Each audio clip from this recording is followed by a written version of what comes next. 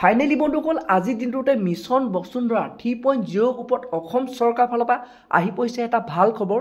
তো বন্ধুসকল আপোনালোকে যদি এতিয়ালৈকে আপোনালোক যিখিনি নেকি মাটি আছে তো আপোনাৰ মাটিখিনি যদি আপোনালোকে এতিয়ালৈকে ন্যায়াধিপত্তা কৰিব পৰা নাই, যদি আপোনালোকে মিছন বসুন্ধৰা 3.0 যদি আপোনালোকে আবেদন কৰিছিলে তো বন্ধুসকল সেই সকল লোকে আপোনালোকে মাটি আপোনালোকৰ পট্টা কেতিয়া লাভ কৰিব আৰু তাৰ ওপৰত মুখ্যমন্ত্ৰীয়ে এটা ডাঙৰ ঘোষণা কৰিছে আৰু লগতে মিছন বসুন্ধৰাৰ ওপৰত কেইবাটাও গুৰুত্বপূৰ্ণ ঘোষণা কৰিছে।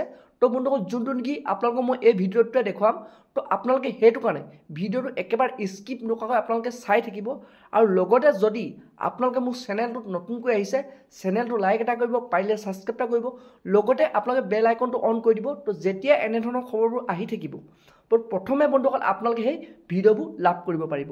তো বলক বন্ধুসকল আপোনালোকক মই এতিয়া দেখুৱাইছোঁ যোনটো নেকি যোৱাকালি মুখ্যমন্ত্ৰী ডাঙৰীয়াই মিছন বসুন্ধৰাৰ ওপৰত নতুনকৈ যিকেইটা নেকি ঘোষণা কৰিছে, তো এতিয়া আপোনালোকক মই দেখুৱাই আছোঁ। আজি আপোনালোকে জানে যে মিছন বসুন্ধৰাৰ আবেদনৰ তাৰিখ শেষ হৈছে।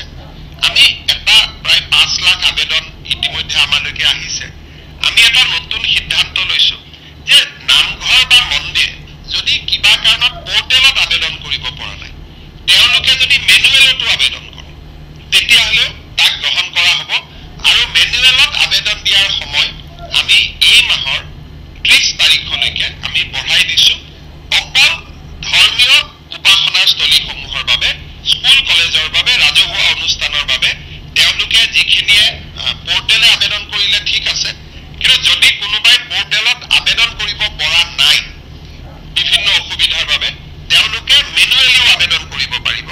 আৰু এইটো ব্যক্তিৰ ক্ষেত্ৰত প্ৰযোজ্য নহ'ব, অনলি ৰাজহুৱা অনুষ্ঠান, নামঘৰ, উপাসনাথলী এওঁলোকে এতিয়াৰ পৰা আমাৰ মেনুৱেলিও তেওঁলোকে আবেদন কৰিব পাৰিব। আৰু সেই আবেদনৰ সময় 30 জানুৱাৰীলৈকে থাকিব, যাতে আমাৰ এটা প্ৰচেষ্টা আছে যে নামঘৰসমূহ, মন্দিৰসমূহৰ মাটিবিলাক যাতে এইবাৰ আমি যেনে তেনে এটা ম্যাদীকৰণ কৰিব পাৰোঁ।